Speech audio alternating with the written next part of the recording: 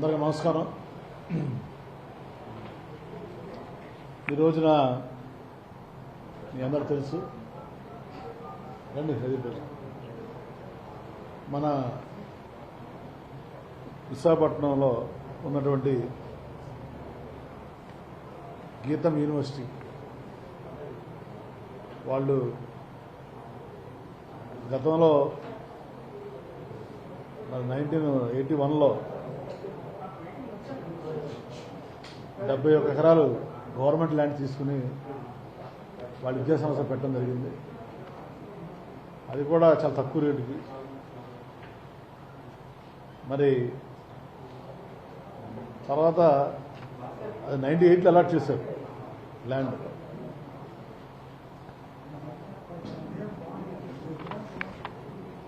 దాని తర్వాత కూడా వాళ్ళు చాలా ఆక్రమణ చేయటం, తర్వాత గవర్నమెంట్కి వెళ్ళి రెగ్యులేషన్ చేసుకుంటాం ఒక పరిపాటి కింద మారింది. అయితే మరి ఈ ప్రభుత్వం వచ్చిన తర్వాత గౌరవనీయులు రాష్ట్ర ముఖ్యమంత్రి జగన్మోహన్ రెడ్డి గారు ఎవరైనా సరే భూ ఆక్రమణలో జరగకూడదు, భూ ఆక్రమణ చేసిన వారు ఎంత పెద్దవారైనా సరే ఉపేక్షించకుండా ఆక్రమణలు అడ్డుకోవాలి, ప్రభుత్వ భూములను రక్షించాలి అనే ఒక మంచి ఉద్దేశంతో మరి పార్టీలకి రాజకీయాలకు అతీతంగా ఈ విశాఖ జిల్లాలో గత 5 సంవత్సరాల్లో కూడా ఎన్నో ఎకరాలు మరి ఆక్రమణకు గురవటం, దానివల్ల సామాన్య ప్రజానీకం, పేద ప్రజానీకం ఇబ్బందులకు గురవడం మనందరూ తెలుసు. అలాంటి ఇబ్బంది మళ్ళీ రాకూడదు, అలాంటి ఆక్రమణలో మళ్ళీ జరగకూడదు. సో రాబోయే రోజుల్లో ప్రభుత్వ భూమి అయినా ప్రైవేటు భూమి అయినా సరే ఆక్రమణదారులు ఎంత పెద్దవారైనా సరే వాళ్ళ మీద కఠిన చర్యలు ఉండాలి, దానిలో ఎలాంటి వివక్షత ఉండకూడదు అనే ఒక మంచి ఉద్దేశంతో ఈ కార్యక్రమం మొదలుపెట్టడం. మరి మీ అందరినీ చేసే విజ్ఞప్తి ఒకటే, మరి నేను ఎమ్మెల్యే అయిన తర్వాత కూడా ఈ 1.5 ఇయర్లో మధురవాడలో కానీ ఆనందపురంలో కానీ మరి గతంలో ఎవరైతే ఆక్రమణలు చేశారో ఆ ల్యాండ్స్ అన్ని కూడా మరి ఆక్రమణదారుల దగ్గర నుంచి వాళ్ళు తొలగించి ప్రభుత్వం స్వాధీనం చేసుకోవడం జరిగింది. అయితే ఎప్పుడు కూడా మీడియా కానీ మరి రాజకీయ నాయకులు కానీ పట్టించుకోవాలి. కానీ ఈ రోజున గీతం యూనివర్సిటీ ఆక్రమణల్ని తొలగిస్తే చాలా పెద్ద ఎత్తున గొగ్గోలు పెట్టడం, ముఖ్యంగా తెలుగుదేశం పార్టీ నాయకులు విశాఖపట్నంలో సునామీ వచ్చిన ఇదిగా వాళ్ళు ఏదో అన్యాయం జరిగిపోయింది పేదవాళ్ళకి అని చెప్తున్నారు. నేను ఒకటే ప్రశ్నిస్తున్నా ఈ తెలుగుదేశం పార్టీ నాయకుల్ని, మీకు నిజంగా గీతం యూనివర్సిటీ మీద పూర్తికరమైన చిస్తుంటే వాళ్ళు 5 సంవత్సరాల బ్యాకే ఈ ల్యాండ్ 40 ఎకరాల ల్యాండ్ రెగ్యులేషన్ కోసం అప్లై చేసుకుంటే ఎందుకు రెగ్యులరైజ్ చేయలేదు? అప్పుడు ముఖ్యమంత్రి చంద్రబాబు గారు కానీ ఇప్పుడు మంత్రులుగా పనిచేస్తున్న వాళ్ళు. కాకపోతే ఏంటంటే ఈ రోజున ప్రభుత్వం మంచి పని చేస్తుంది, ప్రభుత్వానికి మంచి పేరు రాకూడదు, దీని ఏదో పక్షాధిపతిని చూపించి ప్రభుత్వం మీద బురజల కార్యక్రమం చేయదు. వాళ్ళ గీతం యూనివర్సిటీ మీద మంచి ఉద్దేశం లేదు, మూర్తి గారి మీద మంచి ఉద్దేశం లేదు. ఉంటుంటే 5 సంవత్సరాలు చేసేవాళ్ళు ఎందుకు చేయాలి? 5 సంవత్సరాలు నిద్రపోయారా? అప్పుడు ఉన్నారు కదా మంత్రులు, జిల్లాకు 2 మంత్రులు ఉన్నారు, ముఖ్యమంత్రి ఉన్నాడు, ఎందుకు చేయాలి 5 సంవత్సరాలు? అయిపోయింది. పోనీ గీతం యూనివర్సిటీ ఏమన్నా పేదలు కానీ చదువు చెప్తుందా? ఎంత తీసుకున్నారు? సీటు 2 లక్షలు తీసుకుంటున్నారు. గీతం యూనివర్సిటీ ఏమన్నా రూల్ ఆఫ్ రిజర్వేషన్ ఫాలో అవుతుందా? ఎంప్లాయీస్ని అపాయింట్ చేసే విషయంలో కానీ, పిల్లలకి సీట్లు ఇచ్చే విషయంలో కానీ ఎవరికైనా ఫ్రీ ఎడ్యుకేషన్ ఇస్తుందా గీతం యూనివర్సిటీ? గీతం యూనివర్సిటీ ఎవరికైనా ఫ్రీ ఎడ్యుకేషన్ ఇస్తుందా? బీసీ, ఎస్సీ, ఎస్టీ పిల్లలకి ఎవరికన్నా రూల్ ఆఫ్ రిజర్వేషన్ ఫాలో అవుతున్నారా? బలహీన వర్గాలకు కానీ అన్యాయం జరిగిందా? పేదవాడికి కానీ అన్యాయం జరిగిందా? వీళ్ళకి కొంచెం సిగ్గుండాలి మాడ నాయకులు. ఇవాళ ఎకరం ఎంత ఉందా? అక్కడ 20 కోట్ల ఎకరం ఉంది. అక్కడ 40 ఎకరాలంటే 4 కోట్లు ఆస్తి. ఎవడన్నా పేదవాడు ఒక 20 గజాల్లో బడ్డీ కొట్టు పెట్టుకుని తీసేస్తున్నారు ఈ జీవీఎంసీ వాళ్ళు వీళ్ళంతా అధికారం. అంటే గొప్పడు 200 కోట్ల రూపాయలు కబ్జా చేస్తే చూసి కూర్చోవాలా? అదేమంటే కక్ష సాధింపంట, విధ్వంసం అంట. ఈ చంద్రబాబు నాయుడు గారు లోకేష్ హైదరాబాద్లో కూర్చొని మాట్లాడుతున్నారు. ఏం చేయాలి చంద్రబాబు నాయుడు 5 సంవత్సరాలు? ఎందుకు రెగ్యులర్ చేయలేను? మరి ముఖ్యమంత్రిగా ఉన్నప్పుడు చేసుకోవచ్చు కదా, నీ బంధువులే కదా వాడు. చంద్రబాబు నాయుడుకి కానీ లోకేష్కి కానీ గీతా యూనివర్సిటీ మీద కానీ మూర్తి గారి మీద కానీ భరత్ మీద కానీ ఏమాత్రం ప్రేమ లేదు. భరత్ కూడా గెలవకూడదని కోరుకున్నారు, తెలుస్తూ లోకేష్ అక్కడ పోటీ వస్తుంది. కాకపోతే ఇవాళ రాజకీయం కాబట్టి రాజకీయం కోసం ఇవాళ ఏదో లేనిపోయిన వల్లబాలినటువంటి ప్రేమని వలకపోస్తున్నారు గీతం మీద వీళ్ళ మీద. మేము చేయలేదు, మేము చెప్పేది ఒకటే, రాష్ట్ర ప్రభుత్వానికి కానీ ముఖ్యమంత్రి గారికి కానీ మాకు కానీ ఎవరి మీద ఎలాంటి వ్యక్తిగతమైనటువంటి విద్వేషాలు లేవు, కక్షాదింపు లేదు. అది పూర్తిగా అవాస్తవం, పూర్తిగా అవాస్తవం. కాకపోతే ఒక ప్రభుత్వానికి, ఒక పార్టీకి, ఒక నాయకుడికి కొన్ని విధానాలు ఉంటాయి. మా నాయకుడి విధానం ఏంటంటే ప్రభుత్వ రంగ సంస్థలను బలోపేతం చేయటం. చంద్రబాబు నాయుడు విధానం ఏంటంటే ప్రైవేటు సంస్థలను బలోపేతం చేయటం. మా నాయకుడి విధానం ఏంటంటే అన్ని ప్రాంతాలు అభివృద్ధి చేయటం. చంద్రబాబు నాయుడు విధానం ఏంటంటే ఒక అమరావతిని అభివృద్ధి చేయటం. అలాగే మా నాయకుడి విధానం ఏంటంటే, మా ప్రభుత్వ విధానం అన్ని వర్గాల ప్రజలు సంతోషంగా ఉండాలి, అన్ని ప్రాంతాలు అభివృద్ధి చేయాలని మా విధానం. కానీ చంద్రబాబు విధానం ఏంటంటే కొన్ని వర్గాలకే మేలు చేయాలి, కొంతమందికి ప్రయోజనం చేకూర్చాలని చంద్రబాబు విధానం. అయితే ఇప్పుడు సందర్భం కాకపోయినా ఈ గీత యూనివర్సిటీ విషయంలో కొంతమంది అప్పుడు తెలుగుదేశం పార్టీ నాయకులు, పేర్లు ఇవ్వడం బాగోలేదు, వాళ్ళు లేరు, వాళ్ళు కూడా ఎన్నోసార్లు ప్రత్యక్ష పోరాటాలు, ప్రైవేటు పోరాటాలు కూడా చేశారు. గీతం యూనివర్సిటీ ఇలాగా స్థలాలు ఆక్రమించుకుంటుంది, గవర్నమెంట్ స్థలాలు. కాబట్టి ఇక్కడ మనం అర్థం చేసుకోవాల్సింది, ఇక్కడ ఏ పేదవాడికి అన్యాయం జరగలేదు. ఓన్లీ ప్రభుత్వ స్థలం, చాలా విలువైనటువంటి స్థలం, ఎకరా 20 కోట్ల విలువైనటువంటి స్థలాన్ని, 40 ఎకరాల స్థలం వారి ఆధీనంలో ఉంది. 20 ఎకరాలేమో ఖాళీగా ఉంది, 20 ఎకరాలు బిల్డింగ్ కట్టారు. ఎలాంటి నయా పైసా కూడా చెల్లించకుండా వాళ్ళు ఆ భూమిని ఎంజాయ్ చేయడం అందరూ కరెక్ట్. మీరు చెప్పండి, మన ఏమైనా చారిటీ సంస్థ వాళ్ళు ఈ రోజున సీటుకి మీకు తెలుసు, ఈవెన్ మీరు వెళ్ళినా తెలుగుదేశం పార్టీ వాళ్ళు వెళ్ళినా కూడా ₹1 కూడా తగ్గించుకోకుండా సీటుకి 4 లక్షలు 5 లక్షలు తీసుకుంటారు. అవునా కాదు? తర్వాత డీమ్డ్ యూనివర్సిటీ పేరు చెప్పి వాళ్ళకి సీలింగ్ లేదు, ఏం లేదు, ఎంత పడితే అంత తీసుకోవచ్చు. ఇప్పుడు సోకాళ్ళు ఇవాళ తెలుగుదేశం పార్టీ నాయకులు ధర్నా చేశారు కదా, వీళ్ళు వెళ్ళి సీట్ అనేది ఇప్పించమని నా కార్యకర్తలకి ఫ్రీగా. నేను ఒకటి అడుగుతున్నా, తెలుగుదేశం పార్టీ నాయకులు మాట్లాడుతున్నారు కదా, తెలుగుదేశం పార్టీ నాయకులకి ఈ యూనివర్సిటీ పెట్టిన తర్వాత ఎంతమంది ఫ్రీగా సీట్లు ఇచ్చారు వాళ్ళ పార్టీ వాళ్ళకి? అంటే ఏమి లేదు, వాళ్ళు పని చేయరు. ఏమైనా మంచి పనులు చేస్తుంటే జగన్మోహన్ రెడ్డి గారు దానికి కులం రంగు పూలుస్తారు, మతం రంగు పూలుస్తారు, లేదా పార్టీ రంగు పూలుస్తారు, పులిమి దాని ఏదో చేసేస్తుంది. సో కాబట్టి ప్రజలు అర్థం చేసుకోవాలి. పక్కనే ఉంది గీత యూనివర్సిటీ పక్కనే రిషికొండ విలేజ్ ఉంది, ఎన్నాడ విలేజ్ ఉంది. ఎన్నాడ పంచాయతీలో పోని రిషికొండ పంచాయతీ అడగన్నా ఫ్రీగా సీట్లు ఇచ్చారు. చెప్పండి, ఇప్పుడు ఫీజు తగ్గించారా? ఫ్రీగా అవసరం, ఫీ కన్సెషన్ ఇస్తారా? రూపాయి తగ్గించలేదు. వాళ్ళకి ప్రభుత్వ భూమి 100 కోట్ల రూపాయల ప్రభుత్వ భూమిని దారాదత్తం చేయడం కరెక్టా? ఆ రోజు చంద్రబాబు నాయుడికి ధైర్యం లేక, దమ్ము లేక దాన్ని రెగ్యులరైజ్ చేయలేకపోయాడు, కనీసం ఆక్రమణలే తొలగించలేకపోయాడు. ఈ రోజున జగన్మోహన్ గారు మంచి ఉద్దేశంతో అది ప్రభుత్వ భూమి, పేదలకు ఉపయోగపడే భూమి, చాలా విలువైన భూమి, ప్రభుత్వ అవసరాలకు కావాలి, పేద ప్రజల అవసరాలకు కావాలి. తప్పు ఎంత పెద్దవారు చేసినా, ప్రభుత్వ భూమిని ఎంత పెద్దవారు ఆక్రమణ చేసినా పేదవాడికి న్యాయం, గొప్పవాడికి న్యాయం ఉండకూడదు అని ఈ రోజున మంచి కార్యక్రమం చేస్తే దానికి దెయ్యాల వేదాలు వల్లించినట్టు వీళ్ళు గీత యూనివర్సిటీ ముసల్కన్లు కాల్చడం అంటే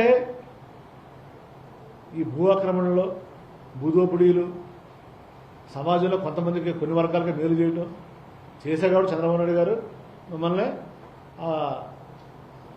23 సీట్లకు పరిమితం చేశారు. అయినా కూడా ఆయన ఆలోచనలో మార్పు రాలేదు, ఆయన ఆలోచన విధానంలో మార్పు రాలేదు, ఆయన పార్టీ విధానంలో మార్పు రాలేదు.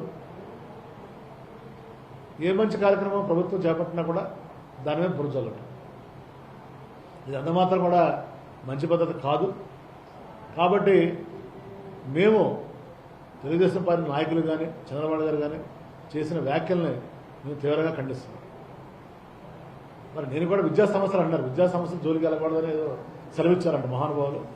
మరి నేను కూడా విద్యా సంస్థలు నడిపిస్తున్నాను 30 ఏళ్ల నుంచి. మరి మాకు ఇవ్వలేదే, మాకు కూడా ఇవ్వండి 100 ఎకరాలు, 100 ఎకరాలు కాదు 100 గజాలు కూడా ఇవ్వాలి ఎక్కడ కూడా. అంటే ఏంటి, కొన్ని వర్గాలకి కొంతమందికే ప్రయోజనం చేకూర్చాలని ఇప్పుడు తెలుగుదేశం పార్టీ. మరి వాళ్ళ పార్టీలోనే ఎంతమంది బీసీ నాయకులు ఉన్నారు, వాళ్ళకి ఇవ్వచ్చు కదా పోనీ, ఇచ్చారా పోనీ ఏమన్నా? మా పార్టీ పక్కన పెట్టండి, వాళ్ళ పార్టీలో ఇవ్వచ్చు కదా. సో కాబట్టి అవన్నీ ప్రజలు గమనించారు, గమనించబట్టే ఆయన్ని చంద్రబాబు గారు ఇంట్లో కూర్చోబెట్టారు. మరి ఈ రోజున మా విధానం ఏంటంటే పేద ప్రజల సంక్షేమ ధ్యేయంగా పనిచేస్తున్నాం, ఎలాంటి వివక్షమైన పరిపాలన అందజేస్తున్నాం. ఈ రోజున మాకు విలేజ్ కొన్ని మెజార్టీ రాని విలేజ్ల్లో కూడా, ఓట్లు లేని విలేజ్ల్లో కూడా ప్రభుత్వం అందజేసేటటువంటి 17 రకాల కార్యక్రమాలు నవశకం ద్వారా అందరికీ అందజేస్తున్నాం, ఎలాంటి వివక్షత లేకుండా. మా నాయకుడి ఉద్దేశం ఏంటంటే మొన్న 50% ఓట్లు వేశారు, అవి ఇంకా పెరగాలి రాబోయే రోజుల్లో ఉద్దేశం.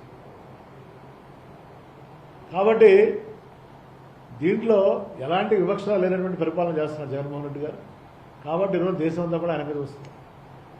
రెండోది, ఎలాంటి అవినీతికి పావులేని పరిపాలన. వాళ్ళు ఏం చెప్తున్నారంటే నోటీస్ అవ్వలేదు, మాకు చెప్పలేదు, అర్ధరాత్రి వెళ్ళారు, ఏదో ఇది చేశారని చెప్తున్నారు. ఎవరంటే వాళ్ళ ముందే కదా 40 రోజుల క్రితం ఎంఆర్ఓ ఆర్టీఓ వెళ్ళి వాళ్ళ సమక్షంలోనే వాళ్ళ సర్వేలు ఈ సర్వేలు అది అందరూ వాళ్ళ ముందే జెండాలు బాతారు. వాళ్ళ హద్దులేంటి, ప్రభుత్వ భూమి హద్దులేంటి, అది వాస్తవంగా చెప్పాలండి. 40 days బ్యాకే సర్వే చేసినప్పుడు తెలియదు వాళ్ళకి, వాళ్ళ భూమి ఏంటి, వాళ్ళకి ప్రభుత్వ భూమి ఏంట. ఇప్పుడు వాళ్ళ సర్కులర్స్ మంది మనందరం కూర్చున్నాం, గవర్నమెంట్ సర్కులర్స్ మనం కూర్చొని మంది అయిపోద్దా అంటే ప్రభుత్వ భూమిలో కాంపౌండ్లో కట్టేసుకుని అయిపోద్దా? ఒక అప్లికేషన్ పెట్టేసి నేను కూడా అప్లికేషన్ పెడతాను, సర్కులర్స్ నాకు ఇచ్చేయండి సార్ ప్రభుత్వాన్ని. సో కాబట్టి ఇవన్నీ కూడా ఏంటంటే ప్రజలు అర్థం చేసుకున్నారు.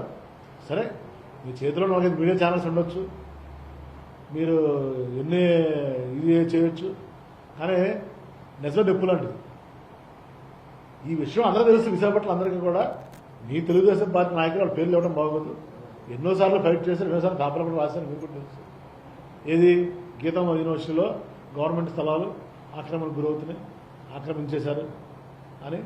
అదే కాదు, ఈవెన్ 71 ఎకరాలు కూడా ఎకరం 10,000కు 18,000కి ఇచ్చారు ఆ రోజుల్లో, చాలా తక్కువ రేటుకి. సరే అయిపోయింది అప్పుడు. ఇప్పుడు కూడా 40 ఎకరాలు తీసుకుంటాం, ఇంకొక 50 ఎకరాలు తీసుకుంటాం, ఇంకొక 100 ఎకరాలు కబ్జా చేసుకుంటాం అంటే మిగిలిన వాళ్ళు బతకొద్దు ఇంకా.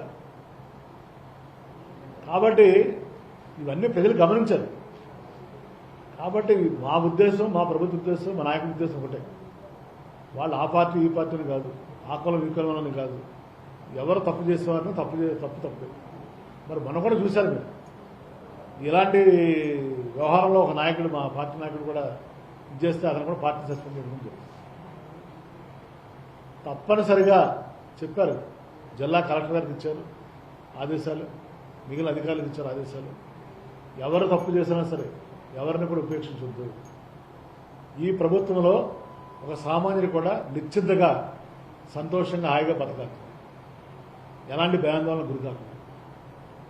అలాగే తప్పు చేస్తే సామాన్యులైనా ఎంత పెద్దవారైనా సరే ఉపేక్షించాలి. దానికి దమ్ము ఉండాలి, దానికి ధైర్యం ఉండాలి. ఆ ధైర్యం దమ్ము జగన్మోహన్ గారికి ఉంది. ఇవాళ సామాన్యులకు ఒక రూలు, పెద్దవాళ్ళకు ఒక రూలా? కాబట్టి ఇవన్నీ కూడా విశాఖ ప్రజలు గమనిస్తున్నారు. ఈ 1.5 yearలో వైఎస్ఆర్సీపీ నాయకులు కానీ, ఎమ్మెల్యేలు కానీ, మంత్రులు కానీ, మరి ఎవరైనా సరే తప్పు చేయలేదు, చేయరు కూడా. ఎందుకంటే జగన్మోహన్ రెడ్డి గారి పట్ల భయం ఉంది, భక్తి రెండు ఉన్నాయి. చేస్తే మాత్రం ఆయన ఉరుకుడు. మరి అది ఎందుకు చేయలేకపోతే చంద్రబాబు నాయుడు ముఖ్యమంత్రిగా అయిన 5 సంవత్సరాల్లో సాక్షాత్ ఒక మంత్రి ఇంకో మంత్రి మీద సిట్లు కంప్లైంట్ ఇచ్చింది. నీ క్యాబినెట్లో మంత్రులే ఒక మంత్రి ఇంకో మంత్రి మీద ఇచ్చాడు కంప్లైంట్. అంటే నీ బలహీనత అది. అలా చేస్తే చేయమంటావా జగన్మోహన్ రెడ్డి గారిని? అంటే ప్రభుత్వ భూములు ఆక్రమించేస్తున్నా చూసి కూర్చోమంటావా? ఇదే కాదండి, ఇది ఓన్లీ ప్రారంభం మాత్రమే. కాబట్టి ఎవరైనా సరే ప్రభుత్వ భూములు ఆక్రమిస్తే వాళ్ళు వారంటీగా సరెండర్ చేస్తే మంచిది. నేను చెప్తాను, మన దగ్గర చెప్తాను, గతంలో కూడా చెప్పాను ప్రెస్ మీట్. ఒక పెద్ద మనిషి ఆయన కూడా గోడ కొట్టేశారంటే ఆయన పెద్ద గొడవ, అదేదో భూకంపం వచ్చినట్టు. ఎవరైనా సరే, ఏ పార్టీ నాయకులైనా సరే, పెద్దవాళ్ళైనా చిన్నవాళ్ళైనా, రాజకీయ నాయకులైనా, వ్యాపారవేత్తలైనా ఈ ప్రభుత్వం ఉపేక్షించదు. ఎవరైనా సరే ప్రభుత్వ భూములు కనుక మీరు తెలుసో తెలియకో మీ ఆధీనంలో ఉంటే వాటిని మీరే తిరిగి ప్రభుత్వానికి అప్పగిస్తే మీకు గౌరవం ఉంటుంది, ప్రభుత్వానికి గౌరవం ఉంటుంది. ఒకవేళ మీకు ఆ భూములు ఏదైనా అవసరానికి కావాలనుకుంటే దాని పద్ధతి ప్రకారం ప్రభుత్వానికి అప్లై చేసుకుంటాం, పరిస్థితుల ప్రకారం ఆ రేట్ అంతా కట్టుకుని మీరు చేసుకుంటే మంచిది. నాకేదో అవసరం ఉంటుంది, అప్లై చేసుకునే వరకు మన ఆధీనంలో తీసుకోవాలి. తీసుకుంటే దానికి ప్రభుత్వం ఎలా యాక్షన్ తీసుకుంటుంది. దానికి మీరు పార్టీ రంగుపులు, కుల రంగుపులు, అదే ప్రాంత రంగుపులు ఇలా చేసేస్తారంటే మాత్రం దానికి ఎవరో కూడా ఉపేక్షించరు. సో ఈ విషయాలన్నీ కూడా దయచేసి ప్రజలు, ముఖ్యంగా విశాఖ జిల్లా ప్రజలు, భీమిలి నియోజకవర్గ ప్రజలు కూడా అర్థం చేసుకోవాలని విజ్ఞప్తి చేస్తూ, దయచేసి ఇప్పటికైనా సరే తెలుగుదేశం పార్టీ నాయకులు కానీ, ముఖ్యంగా చంద్రబాబు నాయుడు గారు కానీ ఇలాంటి గోబెల్స్ ప్రచారాలని మీరు ఆపాలని, నిజంగా మాట్లాడండి అని. అలాగే వారు ప్రెసిడెంట్ గారు కొత్తగా ఆయన ప్రెసిడెంట్ అచ్చెన్నాయుడు గారు మాట మాట్లాడారు. ఆక్రమణలు ఉన్నాయని ఒప్పుకున్నారు. ఆక్రమణలు ఉన్నాయి, కరెక్టే. ఆక్రమణలు ఉంటే మీరు డే టైం కొట్టాలి కదా, వెళ్ళి నైట్ ఎందుకు కొడతారు? నాకు అర్థం కాదు. డే టైం కొడితేనేమో తప్పు ఒప్పైపోద్దా, నైట్ టైం కొడితే తప్పు ఇది అవుతుంది. సో కాబట్టి వాళ్ళకి 40 days బ్యాకే అప్పుడే వాళ్ళు తీసేసుకుంటే వాళ్ళకి గౌరవం ఉంటుంది, మనకి గౌరవం ఉండదు. 40 రోజుల క్రితం ఎప్పుడైతే సర్వే చేశారో, హద్దులు పాతారు, మనది కానీ భూములు మనం ఎలా ఉంటామంటే నాకు అర్థం కాదు. ఎవరైనా కానీ సర్వే చేశారు, వాళ్ళ ముందే వాళ్ళ సర్వేలు వచ్చారు, వీళ్ళ సర్వేలు వచ్చారు, వీళ్ళు ఎంఆర్ఓ వెళ్ళాడు, ఆర్డీఓ వెళ్ళాడు, వాళ్ళకి కూడా సర్వే ప్రైవేట్ సర్వే పిలిపించుకున్నారు. వాళ్ళ ముందే మీ భూమి మీద మా భూమి మీద హద్దులు పోతారు. పాతినప్పుడు అప్పుడే వాళ్ళే వాలంటరీగా మాకు టైం ఉంది సార్, మేము తీసేస్తాం మేమంటే ఆ సంస్థ కూడా ఇవాళ గౌరవం ఉండదు, మాకు కూడా గౌరవం ఉండదు. కాబట్టి తప్పంతా ఏదో ప్రభుత్వం చేస్తుంది, తప్పంతా మా నాయకులే చేస్తున్నారు, అది మీద కక్షపూరితంగా చేస్తున్నాం అనేది ఆరోపణ చేయడం చాలా మంచి పద్ధతి కాదు. ప్రభుత్వ భూమిని ఆక్రమించడం తప్పు, ఆక్రమించిన తర్వాత దాన్ని తిరిగి పోకపోవడం ఇంకో తప్పు ఉండదు. మూడో తప్పేమో మాకు తెలియదు, మాకు చెప్పలేదు అని చెప్పడం ఇంకో తప్పు. తర్వాత తీసేసిన తర్వాత ఏమో మళ్ళీ ప్రభుత్వం తప్పని చెప్పడం అంటే దొంగ అన్నట్టు ఉంది. అది ఎంతవరకు కరెక్ట్? దానికి ఇవాళ తెలుగుదేశం పార్టీ నాయకులు వెళ్ళిపోయి అలవాటు చేయడం, అక్కడ మాజీ మంత్రులు, మరి అందరూ అంత బ్రాహ్మణులు రెగ్యులర్ చేయొచ్చు కదా. పూర్తిగా 5 ఏళ్ళు మంత్రి పదవులు చేశారు కదా చంద్రబాబు నాయుడు, కూర్చొని చేసుకోవచ్చు, చంద్రబాబు నాయుడు చేయొచ్చు కదా, ముఖ్యమంత్రి చేశారు 5 ఏళ్ళు. అంటే ప్రజలకు తెలియదు అనుకుంటారు ఇవన్నీ. వాళ్ళు ఎప్పుడు 2014లో పెట్టారు అప్లికేషన్. ఇది 5 ఏళ్ళు ఏం చేశారు? తెలుగుదేశం పార్టీ నాయకులు చంద్రబాబు నాయుడు గారు కానీ, వాళ్ళ బంధువు లోకేష్ కానీ, ఇక్కడ పనిచేసిన మంత్రులు కానీ. సో తప్పు వాళ్ళు చేసి మేమే తప్పు చేస్తారని మాట్లాడుతున్నాం. కాబట్టి ఇవన్నీ కూడా సామాన్య ప్రజలకి తెలియాలనే మీ ద్వారా ఈరోజు ముందుకు రావడం జరిగింది. అంతేగాని వాళ్ళ మీద వ్యక్తిగతంగా కానీ మాకు ఎలాంటి ద్వేషం కానీ కోపం కానీ లేదు. ముఖ్యంగా మూర్తి గారు అంటే అందరికీ గౌరవం ఉంది. ఈ రోజున తప్పు చేసి చంద్రబాబు నాయుడు తప్పు చేసింది ఆ పార్టీ అధికారంలో ఉన్నప్పుడు ఏం చేయలేదు. దాన్ని కూడా మా మీద నెప్టాలని చూడటం అనేది చాలా దురదృష్టం. కాబట్టి ఇప్పటికైనా సరే ఇలాంటి పెద్దవాళ్ళు ఎవరైనా ఉంటే కనుక వాళ్ళు విజ్ఞప్తి చేస్తున్నాం మీ ద్వారా, ఎవరైనా సరే మీ ఆధీనంలో ప్రభుత్వ భూములు ఉంటే మీరే వాలంటరీగా ప్రభుత్వానికి మీరు ఇచ్చేస్తే ఆ గౌరవం మీకు ఉంటుంది, మాకు ఉంటుంది. దానివల్ల ప్రతిసారి ఇలాగా వీళ్ళ అధికారులు చర్యలు తీసుకుంటాం. ఈ తెలుగుదేశం పార్టీ నాయకుల యొక్క మాయలో మీరు పడొద్దండి. ముఖ్యంగా చంద్రబాబు నాయకుల యొక్క మాటలు మీరు మాయలు పడొద్దు. వాళ్ళు ఏమంటారంటే మిమ్మల్ని బూచిగా చూపించి మా మీద బురజల్లే ప్రయత్నం చేస్తున్నారు. తప్పదు. ఆ రోజున వాళ్ళు మీరు ఏమి ఆలోచించబడ్డారో మాకు తెలియదు. ఈ రోజున మీరు మాకు కానీ మా నాయకులకు కానీ మా నాయకుడికి కానీ ఎవరికి కూడా మీరు న్యాయపరిస్థితులు చెప్పాడు ఆయన. ఎవరికి కూడా లంచాలు ఇవ్వాల్సిన అవసరం లేదు, ఎవరితో కూడా లాలుచిపడాల్సిన అవసరం లేదు. మీకు న్యాయంగా ధర్మంగా మీరు రావాల్సి ఉంటే ప్రభుత్వం చేస్తుంది, ఎలాంటి అవినీతికి తాగకూడదు. ఒకటి చేయలేకపోతే ఈ రకంగా ప్రభుత్వం స్వాధీనపరుచుకుంటుంది. కాబట్టి రెండూ కూడా మీరు తెలుసుకోండి వాస్తవం. దయచేసి తెలుగుదేశం పార్టీ వాళ్ళ రాజకీయం కోసం మీరు బలి కావద్దు అనేది నేను విజ్ఞప్తి చేస్తాను. అది విద్యా సంస్థలు కావచ్చు, దేవాలయాలు కావచ్చు, ఏదైనా ఎవరైనా కావచ్చు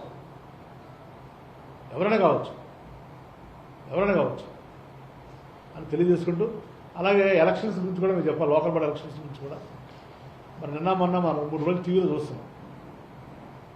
ఇప్పుడు గతంలో ఇప్పుడున్నటువంటి ఈయన పెద్ద మనిషి కరోనా లేదు, అప్పుడు అసలు ఏమీ లేదు, జస్ట్ స్టార్టింగ్ స్టేజ్లో ఉంది. అప్పుడేమో ఎట్టి పరిస్థితులు ఎలక్షన్స్ పెట్టకూడదు, లోకల్ బాడీ ఎలక్షన్స్ పోస్ట్పోన్ చేయాలని చెప్పారు. ఎలక్షన్స్ పెడితే చాలామంది చచ్చిపోతారు, లక్షల మంది, కోట్ల మంది, చాలా ప్రాణ నష్టం జరుగుతుంది, ఆస్తి నష్టం జరుగుతుంది. ఈ రోజున కొన్ని లక్షల్లో కేసులు ఉన్నాయి, చాలామంది చనిపోతున్నారు, ప్రతి ఒక్కరు కూడా కరోనా గురించి భయపడుతున్నారు. మనం చూస్తున్నాం దేశంలో కూడా 80 లక్షల పైగా అయిపోయిన కేసులు. వాటిల్ని బీహార్ లాంటి రాష్ట్రాలతోటి పోల్చడం, స్థానిక సంస్థలు వేరు, ఆ ఎలక్షన్స్ వేరు. ఆ ఎలక్షన్స్ మ్యాండేటరీ పోల్చి ఇవాళ ఆయన ఏదో పదవికాలం అయిపోతుంది కాబట్టి ఆ పదవికాలం లోపు ఏదో ఎలక్షన్స్ పెట్టేసి ఆ చంద్రబాబు నాయుడు గారి యొక్క మెప్పు పొందాలి అనే విధంగా ప్రవర్తించడం చాలా సిగ్గుచేటు. దాన్ని తీవ్రంగా ఖండిస్తున్నాం. ఈ రోజున రాష్ట్ర ప్రభుత్వానికి ప్రజల యొక్క ప్రాణాలే మాకు ముఖ్యం. తప్పనిసరిగా మీ యొక్క వ్యక్తిగత ప్రయోజనాల కోసం ప్రజల ప్రాణాలని పణంగా పెట్టద్దని విజ్ఞప్తి చేస్తాం. మీకు ఏది ఎజెండా ఉండో చెడు ఎజెండాలు అవన్నీ అమలు చేయడానికి కోసం ఈ రోజున ఈ కరోనా పాండమిక్ సిచ్యువేషన్లో మీరు చూస్తున్నారు, గౌరవ ముఖ్యమంత్రి గారు శ్రీ వైఎస్ జగన్మోహన్ రెడ్డి గారు ఈ కరోనా టైంలో కూడా సుమారుగా 10-15 రకాల స్కీమ్స్ని లాంచ్ చేశారు. ప్రజలకు మేలు చేసే స్కీమ్స్ అవన్నీ కూడా ఎక్కడ పబ్లిక్ మీటింగ్ పెట్టకుండా మరి వీడియో కాన్ఫరెన్స్ ద్వారానే లాంచ్ చేయడం జరిగింది. అది యాక్చువల్గా మా ప్రభుత్వానికి కానీ మాకు కానీ ఎంతో మంచి పేరు తెచ్చేటువంటి ఆ పథకాలు. అయినా కూడా ప్రజల యొక్క ప్రాణాలని మీరు దృష్టిలో పెట్టుకుని, వాళ్ళ భద్రత దృష్టిలో పెట్టుకుని, రాజకీయ ప్రయోజనాలు ఆశించకుండా ప్రజా ప్రయోజనాలు ఆశించి ఆ 15 రకాల స్కీమ్స్ కూడా ఓన్లీ 13 జిల్లా కలెక్టర్ ఆఫీసుల్లో ఆ లబ్ధిదారులు 15 మంది 20 మందిని పిలిచి కోవిడ్ రూల్స్కి మరి అనుగుణంగా ఆ స్కీమ్స్ని మేము లాంచ్ చేయడం జరిగింది. తప్పనిచ్చి ఏదో రాజకీయ ప్రయోజనాలు ఆశించో ఏదో పబ్లిసిటీ కోసం మేము పబ్లిక్ మీటింగ్లు పెట్టి చేసుకోవచ్చు, చేయలేదు. అవే చేయనప్పుడు ఇప్పుడు ఈ లోకల్ బాడీ ఎలక్షన్స్ పెట్టడం అనేది ఎంతవరకు కరెక్ట్ అనేది మనం ఆలోచించాలి. కాబట్టి తప్పనిసరిగా ఈ రాష్ట్రంలో ఈ వైఎస్ఆర్సీ ప్రభుత్వం కానీ రాష్ట్ర ముఖ్యమంత్రి వైఎస్ జగన్మోహన్ రెడ్డి గారు కానీ ఎప్పుడు కూడా ఈ ప్రజా ప్రయోజనాలు ఆశించే పనిచేయడం జరుగుతుంది. తప్ప నుంచి ఏదో వేరే రకమైన ప్రయోజనాలు ఆశించి పనిచేయడం జరగదు. ఎలాంటి మరి విద్వేషాలతో కూడా పనిచేయడం కూడా జరగదు. ఈ ప్రభుత్వానికి అందరూ కావాలి, అన్ని వర్గాలు కావాలి, అన్ని ప్రాంతాలు బాగుండాలి, అన్ని ప్రాంతాలు అభివృద్ధి చెందాలి, అన్ని వర్గాలు సంతోషంగా ఉండాలని కోరుకుంటాం. తప్ప నుంచి ఏ ఒక్కరి వ్యక్తిగత ప్రయోజనాల కోసం పనిచేయడం తెలియజేసుకుంటూ సెలవు తీసుకుంటాం. మాట్లాడుతూ నలుగురు ఎమ్మెల్యేలు కబ్జా చేశారు, నేను రుజువు చూపిస్తాను, వస్తారా? చాలా మంది ఛాలెంజ్ చేశారు ఆయన దాకా. మీ పార్టీలో నలుగురు ఎమ్మెల్యేలు కబ్జా చెప్పారు, ఆ పేర్లు చెప్పమని అడిగాం మేము. చెప్పండి, ఆయన సిద్ధంగా ఉన్నారని అడిగాం మీకు. రెండోది ఏంటంటే అయ్యాన్ ఫోర్స్ గారు ప్రతి శనివారం వీళ్ళకి ఇదే పని. ఒక శనివారం ఏమో సభ, మరి ఒక శనివారం ఏమో ఆంధ్రప్రదేశ్, ఈ శనివారం ఇది ఆంధ్రప్రదేశ్ పక్కనే ఏ ఇంజనీరింగ్ గ్రౌండ్ పక్కన కట్టారు కదా సార్. నెక్స్ట్ పల్లా శ్రీనివాస్ గారు మాట్లాడుతూ కేవలం స్థానిక మంత్రి గారి విద్యా సంస్థల అభివృద్ధికే దీని కీర్తి ప్రతిష్టలు నాశనం చేస్తున్నారు. ఇలాంటి 3 కామెంట్లు చేస్తారు. నేనంతా నా విద్యా సంస్థ అంతే. విశాఖపట్నంలో 50 కాలేజీలు మిగిలిన కదా, నాకేం డ్రీమ్ యూనివర్సిటీ లేదు, నాకేం అది పల్లాసీనంత అజ్ఞానం ఎవరు లేడనమాట దాన్ని బట్టి. తర్వాత బండా సత్యనారాయణమూర్తి గారికి చూపించమనంటే ఎమ్మెల్యేలు ఎవరున్నారు, ఆయన ఎప్పుడైనా చూపించవచ్చు. ఎవరో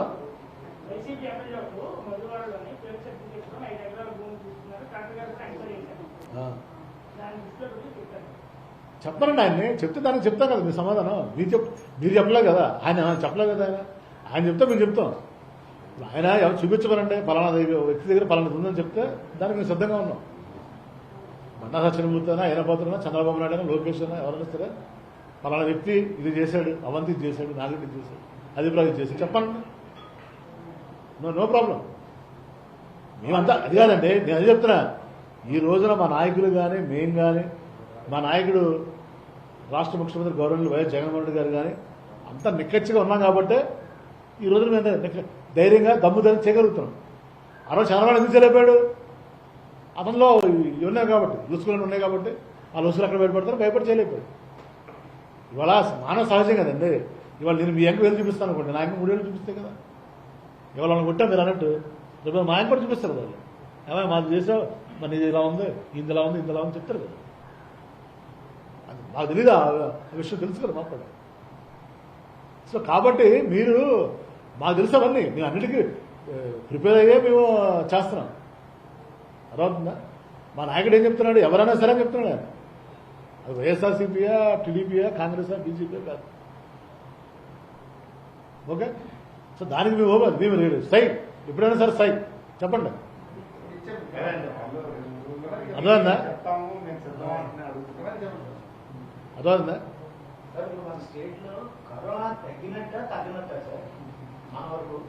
కరెక్ట్, మంచి క్వశ్చన్. నా విజ్ఞప్తి సోదరుల ద్వారా మంచి క్వశ్చన్ అడిగాడు ఆయన. మనందరం కూడా కరోనా తగ్గింది అనుకుంటున్నాం. మనం చాలామంది చూసాం, అంటే మీకు జస్ట్ తెలియడానికి చెప్తున్న పేర్లు. కొంతమంది ఎమ్మెల్యేలకు కానీ, మంత్రులకు కానీ, ఎంపీలకు కూడా, ఇవి నాకు కూడా మా డాక్టర్ గారు చెప్పడం అంటే, తగ్గింది కదా అని మీరు రెచ్చిపోయి విజృంభించి విచ్చలవిడిగా తిరగొద్దు. తగ్గిన తర్వాత కూడా మనం వచ్చే అవకాశం ఉంది 10%. కాబట్టి జాగ్రత్తగా ఉండండి అని ఆయన చెప్తున్నారు. రెండోది అది చూసాం, ఉదంతాలు కూడా ఉన్నాయి, పేర్లు చెప్తే ఇక్కడ బాగోదు, కొంతమంది దాని ఎఫెక్ట్ పడకుండా జరిగింది. అలా ప్రజలకు కూడా మా విజ్ఞప్తి ఏంటంటే, దయచేసి ఎక్కడ కూడా పొరపాటున తగ్గింది అనుకోబాకండి. తగ్గినా కూడా మళ్ళీ వచ్చే అవకాశం ఉంది. కాబట్టి దీనికి వ్యాక్సిన్ వచ్చే వరకే మనందరం కూడా, మీడియా మిత్రులైనా, రాజకీయ నాయకులైనా, ప్రజలైనా మనందరం కూడా జాగ్రత్తగా ఉండాలి. ఆ వ్యాక్సిన్ వచ్చినప్పుడే ఈ తగ్గిందని చెప్పుకోవాలి, కానీ వ్యాక్సిన్ రాకుండా మనం తగ్గిందని భ్రమలో ఉంటే మాత్రం దానివల్ల అందరం కూడా దెబ్బతినే ప్రమాదం. అట్లనప్పుడు సార్ 2వ తారీఖు నవంబర్ 2 నుంచి స్కూల్స్ ఓపెన్ అయ్యి ఆల్రెడీ 15వ తారీఖు నుంచి అక్టోబర్ 15 నుంచి థియేటర్స్ ఓపెన్ చేసుకోవడానికి పబ్లిక్ సార్ లాస్ట్ టైం ఇది ఎప్పటి నుంచి నడుస్తుంది? ముందు ఆగస్టులో ఓపెన్ చేద్దాం అన్నారు, పోస్ట్పోన్ చేస్తారు సెప్టెంబర్కి. ఏమండి సెప్టెంబర్లో మళ్ళీ పోస్ట్పోన్ చేస్తారు అక్టోబర్కి. అక్టోబర్ నవంబర్ అనుకుంటున్నాం. ఈ లోపు వ్యాక్సిన్ వచ్చింది అనుకోండి, తగ్గింది అనుకోండి, ఈ లోపు తగ్గింది అనుకోండి, తగ్గితే మనం ఆ పర్మిషన్స్ ఇవ్వడం అనేది రాష్ట్ర ప్రభుత్వ పరిధిలో లేదు, కేంద్ర ప్రభుత్వ పరిధిలో ఉంది. కేంద్ర ప్రభుత్వం ఎప్పటికప్పుడు కోవిడ్ నిబంధనలు ఇస్తున్నారు, అన్లాక్ రూల్స్ అన్ని అవన్నీ కూడా మనం ఫాలో అవుతుంది. అవన్నీ కూడా తప్పనిసరిగా నిపుణులతోటి, వైద్య అధికారులతోటి ఎప్పటికప్పుడు సంప్రదించడం జరుగుతుంది. ఆ పరిస్థితులకు అనుగుణంగా మనం యాక్షన్ తీసుకుంటుంది. ఓకే, ప్రకారం ఆటో వాళ్ళకి కేంద్ర ప్రభుత్వం 2017లో ఏదైతే దాన్ని అమలు చేస్తారు కదా, ఇప్పుడు దాని మీద నిన్న తీవ్ర నిరసన వ్యక్తం చేశారు ఆటో డ్రైవర్ అందరూ. ఏంటది? వాళ్ళకి ఏదైతే అదనపు రుసుములు, అదనపు ఫైన్లు, భారీ జరిమానాలు, అంటే ఏదైతే 10,000 రూపాయలు ఒక ఎడం చేతి ఇచ్చారు, కుడి చేతి 40,000 రూపాయలు వృద్ధి చేస్తున్నారు. ఇదే చాలా ఇబ్బందులు పడుతున్నాం మేము ఆటో వాహనదారులు. ఎక్కడ మన జిల్లాలోనే మన రాష్ట్రం? 2017లో ఉద్యమాలు చేస్తే 2019లో ఇష్యూ చేశారు. కేంద్ర ప్రభుత్వం ఆమోదం చేస్తే బీజేపీ పాలిత ప్రాంతాల్లో కూడా ఎగెన్స్ట్ వచ్చింది. మీ జగన్మోహన్ రెడ్డి గారు మమ్మల్ని అందుకని వీళ్ళు చాలా దారుణంగా నిన్న నిరసన వ్యక్తం చేశారు సార్. మరి మీరు చెప్పారు కాబట్టి మేము తప్పనిసరిగా అధిష్టానం దృష్టికి తీసుకెళ్తాం. ఈ ప్రభుత్వం ఎప్పుడు కూడా పేదవాళ్ళ మీద అసలు అది కరెక్ట్ కాదు. మీరు చెప్పింది ఈ చేతి ఇస్తున్నారు ఈ చేతి తీసుకుంటున్నారు అనేది. వాళ్ళు అన్నమాట చెప్పారు. ఆ రోజున పాదయాత్రలో జగన్మోహన్ రెడ్డి గారు ఈ ఆటో వాళ్ళ కష్టాలు చూసి వాళ్ళకి ఇవ్వాలని మరి ఇప్పుడు 2 సార్లు ఇవ్వడం జరిగింది. 2 years అవ్వకముందే 10,000 రూపాయలు చొప్పున మా ఎలక్షన్ మేనిఫెస్టోలో ఇచ్చిన హామీ ప్రకారం 10,000 ఇవ్వడం జరిగింది. ఈ ఫైనల్ విషయాన్ని అడ్డగోలు కాస్తే మాత్రం తప్పనిసరిగా వాళ్ళ దృష్టికి తీసుకెళ్లి వాళ్ళకి న్యాయం జరుగుతుంది. Okay, thank you.